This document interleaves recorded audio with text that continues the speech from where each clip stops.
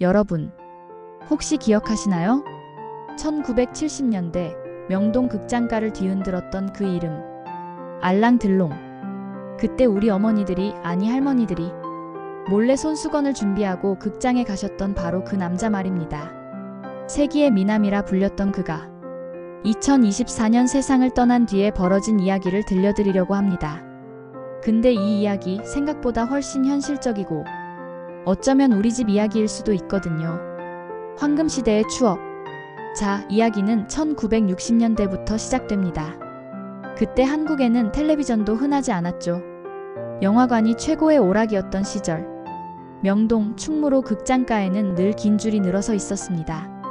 그런데 어느 날 프랑스에서 온 한 남자가 한국 여성들의 마음을 완전히 뒤집어 놓았어요.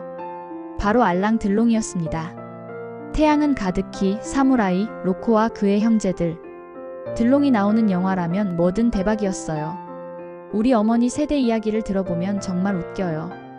영화표 사려고 새벽부터 줄 서고, 들롱 나오는 장면에서는 극장이 조용해지고, 영화 끝나고 나서는 며칠 동안 멍하니 있었다고 하시거든요.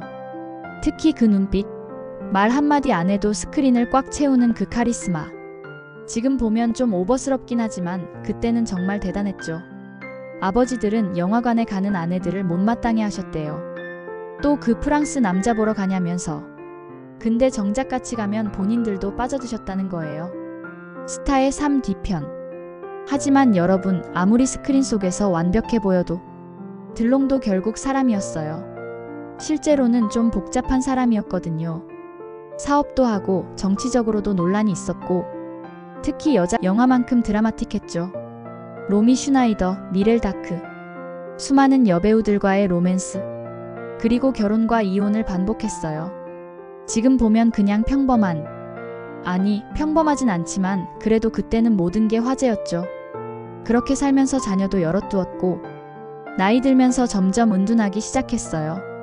2019년쯤부터는 거의 공개석상에 나타나지 않았죠. 그리고 2024년 8월 88세의 나이로 조용히 세상을 떠났습니다. 여기서 이야기가 끝났으면 좋았을 텐데 진짜 드라마는 지금부터 시작이에요. 상속 분쟁의 현실.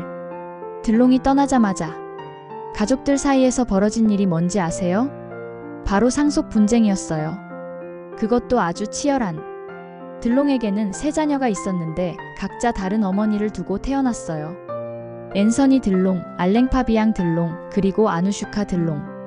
문제는 들롱의 재산이 상당했다는 거죠.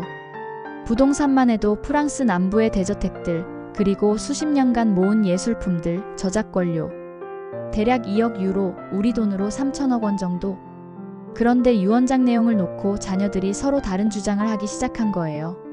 특히 막내딸 아누슈카와 아들들 사이의 갈등이 심했어요.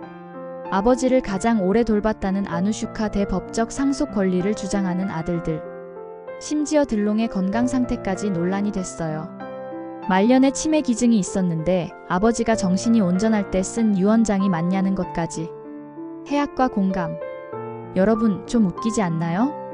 영화에서는 그렇게 쿨하게 모든 걸 해결하던 들롱이 가족 문제는 못 풀고 간 거예요.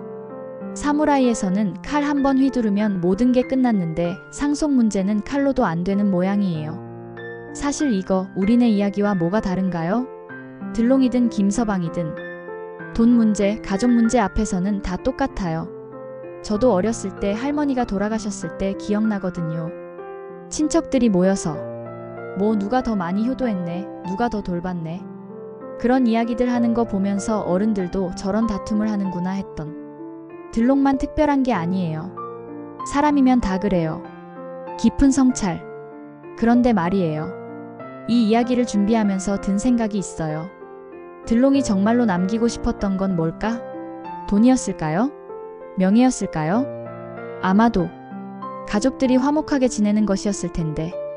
세상에서 가장 사랑받았던 남자가 마지막에는 가족들의 다툼거리가 되어버렸어요. 이건 정말 아이러니죠. 여러분, 우리도 마찬가지 아닐까요? 평생 열심히 일해서 뭔가 남겨주려고 하는데 정작 그게 가족들에게 독이 될 수도 있는 거죠. 들롱의 자녀들도 아버지를 사랑했을 거예요. 각자 나름의 방식으로. 하지만 그 사랑을 표현하는 방법을 몰랐던 것 같아요. 우리의 이야기. 이 이야기를 들으면서 여러분은 어떤 생각이 드세요? 우리 집은 괜찮을까? 우리 가족은 어떨까? 솔직히 말씀드리면 완벽한 가족은 없어요. 들롱처럼 유명하고 부유한 집안도 이런데 우리 같은 평범한 집안이야 오죽할까요? 하지만 그래서 더 중요한 것 같아요. 살아있을 때 서로에게 마음을 표현하는 것. 고마움도, 미안함도, 사랑한다는 말도. 들롱은 영화 속에서 수많은 사랑을 받았지만 정작 진짜 사랑, 가족의 사랑은 제대로 주고받지 못했던 것 같아요. 우리는 어떨까요? 오늘 저녁에 가족들과 어떤 대화를 나누실 건가요? 여운과 메시지. 알랑들롱. 그는 정말 세기의 미남이었어요. 하지만 그가 진짜 우리에게 남긴 것은 잘생긴 얼굴도 멋진 연기도 아닌 것 같아요. 바로 이런 질문이에요. 너는 가족과 어떻게 지내고 있니? 정말 소중한 것이 무엇인지 알고 있니? 영화는 끝나지만 우리의 삶은 계속되죠. 그리고 우리에겐 아직 시간이 있어요. 세기의 미남도 풀지 못한 숙제. 우리는 좀 더 잘해볼 수 있지 않을까요?